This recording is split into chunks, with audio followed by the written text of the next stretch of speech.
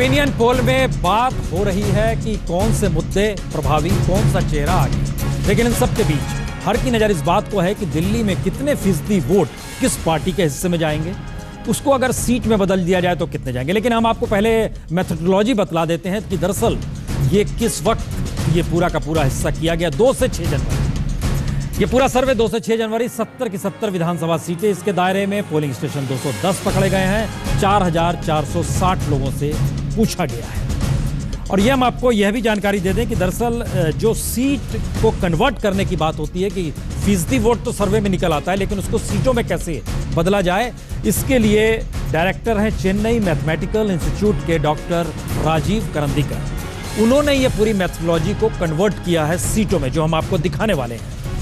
और ये भी जानकारी दे दें कि दरअसल ये लगातार सिलसिला जो ओपिनियन पोल का है हमारा चल रहा है, इसलिए हम आपको 2-3 हिस्से दिखलाएंगे। एक में था कि 2013 में कितनी सीटें थी, फिर 2014 के दिसंबर यानी पिछले महीने जो हमने ओपिनियन पोल किया, और अभी का ओपिनियन पोल क्या कहता है। तो सबसे पहले अभी के ओपिनियन पोल पर आते हैं। यह एक स्थिति है जो अनुमान है कितने फीसदी वोट किसे मिलेंगे। बीजेपी को 40% वोट मिल रहे हैं जो नंबर 1 पर है, और ये 2013 की तुलना में जब चुनाव हुए थे उस वक्त 6.9% ज्यादा है। दूसरी तरफ आम आदमी पार्टी दूसरे नंबर पर, लेकिन ये 4% कम है बीजेपी से। 36% वोट मिल रहे हैं आम आदमी पार्टी को, 6.5% का मुनाफा इसे भी हो रहा है। कांग्रेस की स्थिति ठीक नहीं है, 16% वोट मिल रहे हैं, लेकिन 2013 में यही 24.5 हुआ करते थे, यानी 8.5% कम हो गए हैं। और अन्य के हिस्से में भी इस बार लोग को भरोसा कम है, और अन्य का जब वोट कम होता है तो ये भरोसा जागता है कि शायद इस बार बहुमत वाली सरकार आए। तो इसलिए ध्यान दीजिए कि तकरीबन 5% कम अगर वोट अन्य के हो रहे हैं तो वो कहां जा रहे हैं, ये आप जोड़ते चलेंगे। अब इसके बाद दूसरा हिस्सा है कितनी सीटें, अगर इसको सीटों में कन्वर्ट कर दिया जाए तो किसके पास कितनी सीटें आएंगी। बीजेपी बहुमत के साथ सरकार में आ सकती है, यह अनुमान बहुत साफ है। 34 से 40 सीटें बीजेपी के हक में। आम आदमी पार्टी कमोवेश पुरानी स्थिति का मतलब यहां पर यह है कि 2013 में भी याद कीजिए तो वो 28 सीटें ले गई थी। 25 और 31 के बीच 28 ही वो नंबर है जहां बैठता है, कमोवेश वही स्थिति। बीजेपी को लाभ बहुत ज्यादा, बहुमत के साथ आगे 31 सीट से छलांग मारकर 34 से 40 सीट तक पहुंचना। कांग्रेस की स्थिति लगातार नाजुक हो रही है, क्योंकि कांग्रेस बीच में आएंगे तो 4 सीट, पिछली बार याद करेंगे तो 8 सीट, कहीं ना कहीं 8 से सीधे 4 पर आ रही है। और अन्य का आंकड़ा भी यहां पर कम हो रहा है, 0 से 2 का मतलब बीच के हिस्से में अगर खड़े होते हैं तो 1 सीट। इसका मतलब है बहुमत के साथ बीजेपी दिल्ली चुनाव में, अगर आज की तारीख में चुनाव हो जाए तो ये सत्ता में आ रही है। और ये 2 से 6 जनवरी तक के दौरान का किया गया सर्वे है। हम जरा सा इसको पिछले ओपिनियन पोल और 2013 की तुलना में जरा सा दिखला दें, जिससे सवाल करने में और आसानी होगी, क्योंकि यह जो स्थिति बन रही है वह इस बार की बन रही है। ये जरा समझने की कोशिश कीजिए कि बीजेपी का ग्रोथ कैसे होता है। बीजेपी 2013 में 33.1% वोट पाई थी। दिसंबर 2014 में हमारे ओपिनियन पोल में 39%, और इस बार 40%, लगातार आगे बढ़ रही है। आम आदमी पार्टी 29.5, पिछली बार और इस महीने में एक बराबर ग्रोथ हो रहा है, लेकिन ग्रोथ नीचे नहीं जा रहा है। लेकिन कांग्रेस का ग्रोथ कमोवेश नीचे जा रहा है, 24.5 से 16%। उसका भी देखिए पिछले महीने की तुलना में कमोवेश वही है। जो 1% वोट का इजाफा हो रहा है, वो 1% वोट दरअसल अन्य से खिसक कर जा रहे हैं, क्योंकि अन्य की तुलना में ये था। अब इसको अगर सीटों में कन्वर्ट कर दिया जाए, और आप अगर 2013 की तुलना में अब की स्थिति में अगर सीटों को देखें तो यह भी बहुत महत्वपूर्ण है, क्योंकि 31 सीट में बहुमत नहीं मिला था, और 70 सीटों का मतलब दिल्ली में 36 सीट तो चाहिए। 35 सीट बीच का आंकड़ा है और 36 सीट चाहिए। बीजेपी बहुमत में आ रही है, उस लिहाज से समझे तो 37 सीट उसे बीच की स्थिति में मिल रही है। आम आदमी पार्टी 2013 से लेकर अब तक उसी स्थिति में है, एक बड़ी सीधी रेखा है, उसी स्थिति में बनी हुई है। कांग्रेस नीचे आ रही है। ये एक हैरानी की बात है कि कांग्रेस न सिर्फ नीचे आ रही है, बल्कि कांग्रेस पिछले 1 महीने में भी सीटों के लिहाज से नीचे आ गई। परसेंट ऑफ वोट कमोवेश यही रहा। जेपी अग्रवाल जी भी हमारे साथ कांग्रेस के नेता जुड़ गए हैं। जेपी अग्रवाल जी, क्या वजह है कि कांग्रेस, मेरे ख्याल से दिल्ली जब से बनी है, दिल्ली के राजनीतिक इतिहास में पहला मौका आ रहा है जयप्रकाश जी कि कांग्रेस हाशिए पर है और कांग्रेस को लेकर बहस नहीं हो रही है। 2013 तक के चुनाव में कांग्रेस के खिलाफ आम आदमी पार्टी और बीजेपी दोनों ने चुनाव लड़ा था। आप लोग हाशिए पर क्यों हैं?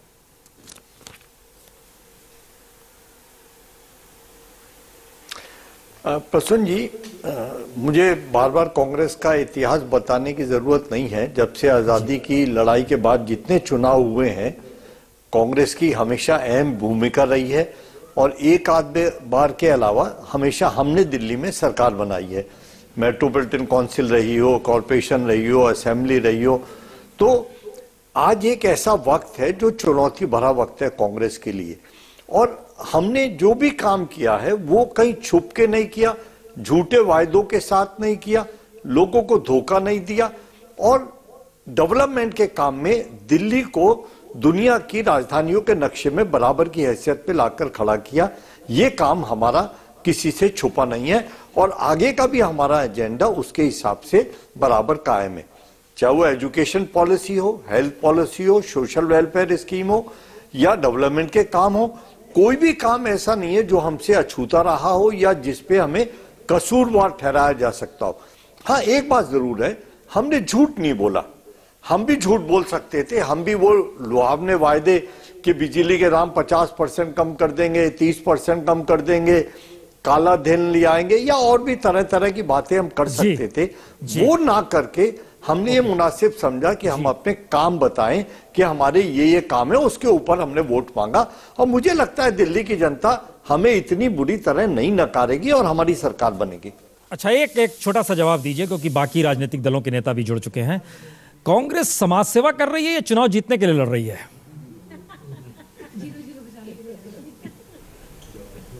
नहीं, दोनों चीज है। अगर हम समाज को बांट के चुनाव जीतना चाहते हैं तो वो काम तो भारतीय जनता पार्टी कर रही है, हम तो नहीं करते। वो आपको समाज को तोड़कर, बांटकर या उसमें जहर पैदा करके चुनाव जीतना है, ये तो आपको तय करना है। हम वो काम नहीं करते।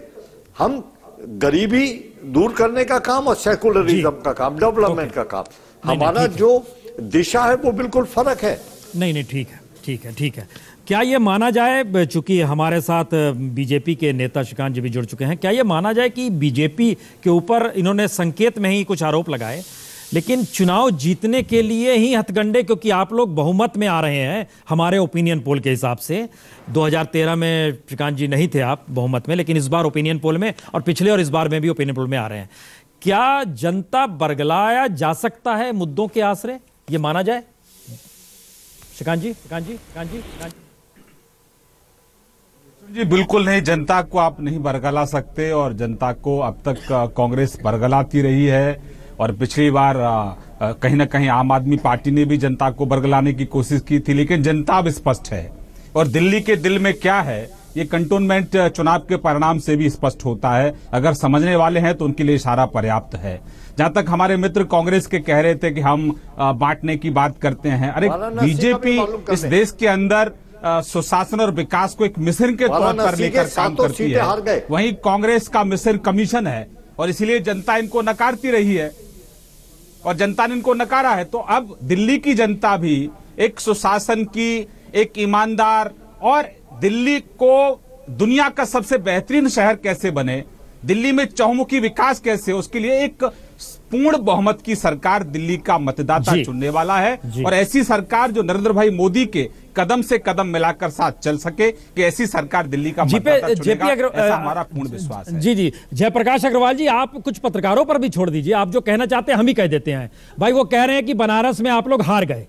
दूसरा हिस्सा जेपी अग्रवाल जी जो नहीं कहेंगे वो हम जोड़ देते हैं। पिछली बार की तुलना में एक सीट आपकी कम हो गई कैंट के इलाके में, जिसका जिक्र नहीं हो रहा है, वो छोड़ दीजिए ना, कुछ पत्रकारों पर भी छोड़ दीजिए। हमारा सवाल ये है दरअसल श्रीकांत जी कि तो आग्रह है अग्रवाल साहब से, क्योंकि अग्रवाल साहब जी, हमारा सवाल अग्रवाल साहब के नेता जो है राहुल गांधी, वो पूरी तरह से जनता से डिस्कनेक्ट हैं। और अग्रवाल साहब तो जमीन के नेता रहे हैं और जमीन के हालात क्या हैं ये अग्रवाल साहब से बेहतर कोई नहीं बता सकता, लेकिन उनकी मजबूरी है क्योंकि टीवी पर हैं, ऑन एयर हैं, अपनी पार्टी को डिफेंड करेंगे, अच्छी बात है उनके लिए। लेकिन वास्तविकता यह है कि कांग्रेस के बड़े नेता जनता से डिस्कनेक्ट हो गए हैं और इसीलिए आतंकवाद जैसे गंभीर मुद्दों पर भी उनके पार्टी के नेता कहीं ना कहीं पाकिस्तान की भाषा बोलते हैं। और लगातार हम आग्रह कर रहे हैं सोनिया जी से और राहुल जी से, लेकिन उनके बयान तक नहीं सुनने को मिल पा रहे हैं। तो ये हाल है कांग्रेस पार्टी का, मतलब हमारे स्क्रीन पे आग जल रही है, आप समझ लीजिए। एक आग जल रही है और आप आग लगा रहे हैं। देखिए एक आग हम लोगों ने नीचे व्यवस्था की ओपिनियन पोल के नीचे, इस सर्दी में कम से कम गर्माहट तो आती रहे, हम उस लहजे में हमने आग जलाई है। लेकिन आशुतोष 2013 से लेकर अभी तक इस ओपिनियन पोल तक जो 28 सीटें थी वो 28 सीटें हैं।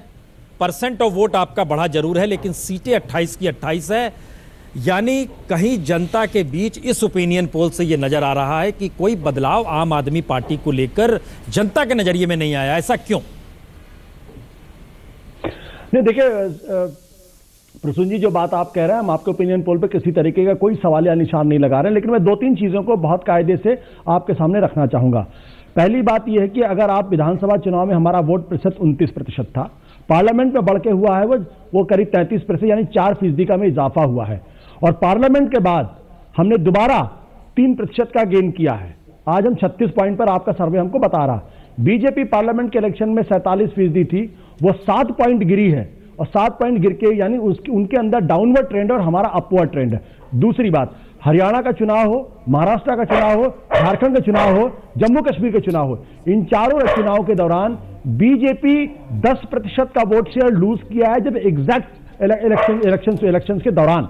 यानी ये इस बात को साबित करता है कि अगर दिल्ली के अंदर बीजेपी का 10% वोट लूज कर रहा है, हम लगातार गेन कर रहे हैं, तो एक महीने के अंदर तस्वीर पूरी तरीके से बदलने वाली है। जो आंकड़े आज आप बीजेपी के पक्ष में दिखा रहे हैं वो आम आदमी पार्टी के पक्ष में होगा, और जो आम आदमी पार्टी के पक्ष में दिखा रहे हैं वो बीजेपी के पक्ष में जाने वाला है।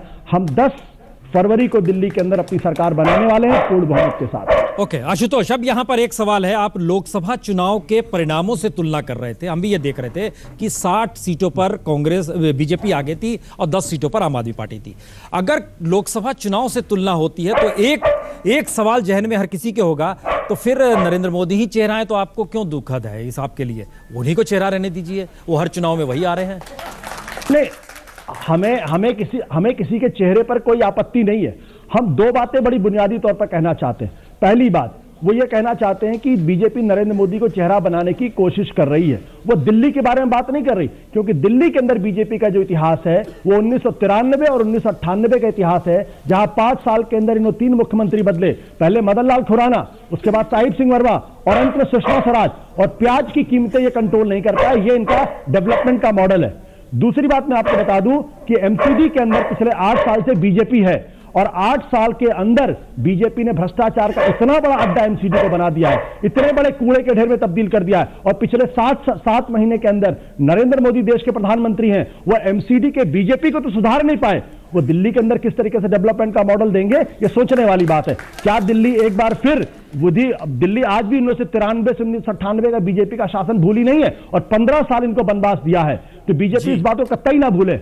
हम आज आपसे कहना चाहते हैं कि पिछले 7 महीने के अंदर जो नरेंद्र मोदी का इतिहास है वो भ्रष्टाचार के मसले पर हो। उन्होंने संजीव चतुर्वेदी जैसे ईमानदार आदमी को हटाने का काम किया। भ्रष्ट और महंगाई, ये बार बार कहते हैं सब्जी के दाम कम कर दिया। Times of India, Hindustan times अखबार कहता है फ्रंट पेज पे कि सब्जी के दाम बड़ी तेजी के साथ बढ़े हैं दिल्ली के अंदर।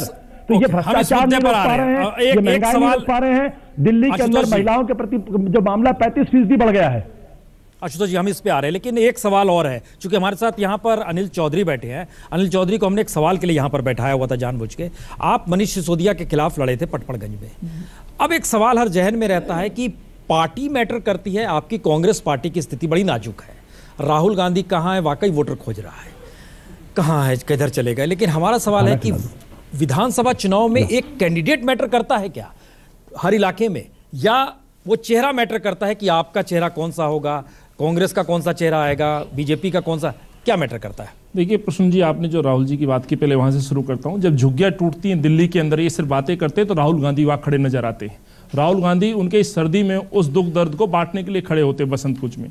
दूसरी बात, जो बात की जा रही है, जो माहौल बनाया जा रहा है, मुझे इस सर्वे पे प्रश्न नहीं है। हमने बहुत सीधा सवाल एक कैंडिडेट को लेकर बिल्कुल मैं उसी पे आ रहा हूं, लेकिन आप मौका दे रहे हैं, मुझे भी उम्मीद है कि आप देंगे। ये जो सर्वे है ये 210 बूथ का सर्वे है और 4,400 समथिंग का लोगों की ओपिनियन पोल है। आप देखें तकरीबन 11,500 बूथ दिल्ली के अंदर हैं, 11,500।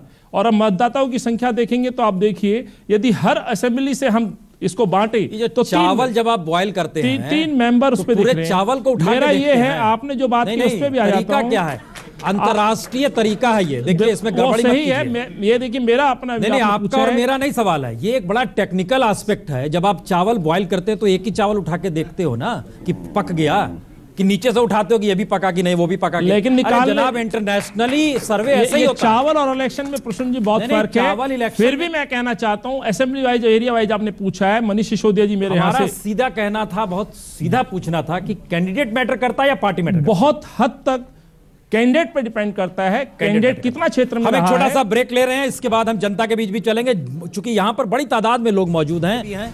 वो जो मुद्दे हैं उन मुद्दों के आश्रय कहीं ना कहीं भ्रष्टाचार और शायद महंगाई, शायद इंफ्रास्ट्रक्चर, शायद विकास की चकाचौंध, ये सारे मुद्दे दिल्ली में आकर घेर लेते हैं, क्योंकि दिल्ली एक ऐसा शहर जिसमें देश भर से लोग आते हैं रोजगार के लिए, इसलिए बेरोजगारी भी एक मुद्दा है। हमें लगता है नेताओं के पास जाएं, जनता के बीच जरा सा हम चले जाते हैं। अब बार बार हाथ उठा रहे हैं, लेकिन एक सवाल हर जहन में आता है, आप हाथ उठा क्यों रहे हैं? बताइए सर। मैं ये बोलना चाहता हूँ, बेरोजगारी हर पार्टी आती है, सारी पार्टी आती है, सब वादे करती हैं, लेकिन कोई कुछ नहीं हो पाता है। आम आदमी की पार्टी बनी, 49 दिन बनी, उन्होंने बहुत वादे करे थे, लेकिन उसके बाद वो भी पीछे हट गए। तो हम दिल्ली वाले ये चाहते हैं कि इस बार जो भी पार्टी बने वो सही तरीके से और सही नीति के साथ उसका निर्माण करें। हम सिर्फ ये चाहते हैं हमारी जो दुख है, दर्द है, वो उनका छुटकारा मिल जाए, प्लीज। दुख और दर्द, आप तालियां बजा रही हैं, बताइए क्या चाहते हैं? दुख दर्द का निवारण कैसे होगा? हंसिए नहीं। देखिए मेरा तो मतलब है कि महंगाई कम हो। हम लेडीज़ों को तो यही चाहिए कि महंगाई कम हो और औरतों की सुरक्षा हो। कोई भी पार्टी आए, मुझे इससे मतलब नहीं। महंगाई भी कम हो, औरतों की सुरक्षा भी मिले। वादे बहुत हुए, बड़बोलापन बहुत हुआ, लेकिन इन सब के बीच रास्ता क्या है? सर रास्ता सर एक ही है कि मोदी जी के नेतृत्व में दिल्ली में भी भाजपा का सरकार बने। और सबसे बड़ी बात है कि जनता को उम्मीद है कि मोदी जी जिसे भी सिलेक्ट करेंगे मुख्यमंत्री के लिए, वो सॉलिड ही बंदा होगा और वो उसी तरह काम करेगा जिस तरह मोदी चाहेंगे कि आपको दिल्ली की जनता को आपको सारे तकलीफों से निजात दिलानी है। वो महंगाई हो या सुरक्षा हो या जो भी मुद्दा हो, वो सॉलिड होगा या आरएसएस का होगा? नहीं सर, सॉलिड होगा सर, मोदी के सर सॉलिड होगा सर, आरएसएस का नहीं, कोई भी हो, लेकिन वो दिल्ली के लिए काम करेगा। जी जी सर, दिल्ली में सरकार किसी की भी बने, चाहे वो किसी भी पार्टी का चेहरा हो, लेकिन कुल मिलाकर बात ये है कि मूलभूत जो सुविधाएं हैं और जो समस्याएं हैं, बिजली, सड़क, पानी, रोजगार, ये सबसे बड़ी कमियां हैं दिल्ली के अंदर, मिल जानी चाहिए, ये मिल जानी चाहिए। वो किसी का भी सरकार हो। मेरा ये बीजेपी पार्टी से क्वेश्चन है कि क्या जिस तरह उन्होंने कह रहे हैं कि दिल्ली में हम कोई पार्टी नहीं, कोई चेहरा नहीं उतार रहे, केंद्र में उनके नरेंद्र मोदी का चेहरा है, तो हमारा क्वेश्चन भी केंद्र से ही होगा कि भारत देश गाँवों का देश कहा जाता है, कि किसानों के हित की बात ये लोग करते हैं। इन लोगों ने कहा कि 2015 तक आते आते किसानों को न, हम जितनी भी लागत लगी उससे 50% ज़्यादा की दर से उनका MRP सेट करेंगे। क्या इन्होंने अपने वादे पे खड़े हो? जो इन्होंने सरकार बनाई, जो 6 महीने बाद उस पे वादे पे नहीं, तो अब जो वादे कर रहे तो हम कैसे उस पर विश्वास किया रहे? ये देश गाँव का देश है। कई सवाल हैं, एक सवाल निराशा का है। कोई भी आए, कैसे भी आए, ज्यादातर लोग कह रहे हैं कोई भी आए, लेकिन आप हमारी जरूरतों को पूरा कीजिए। एक कह रहा है आप वादे कर देते हैं लेकिन कहीं ना कहीं भटक जाते हैं। किसानों के समर्थन मूल्य का ये जिक्र कर रहे थे कि वो समर्थन मूल्य जो कहा गया वो तो मिलता नहीं है। कईयों ने काले धन का मुद्दा उठाते रहे, इस देश के कई सवाल उठते हैं। ब्रेक के बाद हम तुरंत लौट रहे हैं, तब जरा जवाब पूछेंगे। और खासतौर से श्रीकांत जी, अभी आप ही उस कटघरे में हैं जनता के, जो सवाल आपसे जानना चाहती है, लेकिन ब्रेक के बाद तुरंत लौट।